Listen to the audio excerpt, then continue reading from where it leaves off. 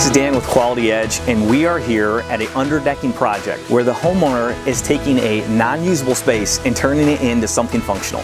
So like most homeowners, you have an exposed underdeck.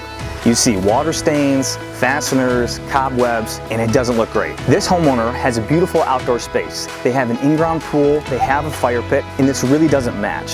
So what the homeowner is really trying to get at is bring a little bit of the inside out and make this a functional space.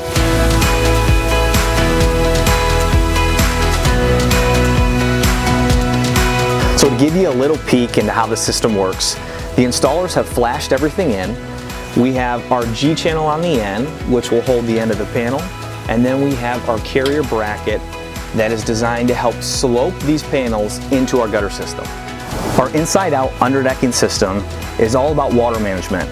We collect everything that falls from the top of the deck, divert it into a gutter, and keep this area nice and dry. Inside-out underdecking is a cost-effective way to upgrade this outdoor living space and make it dry and functional year-round.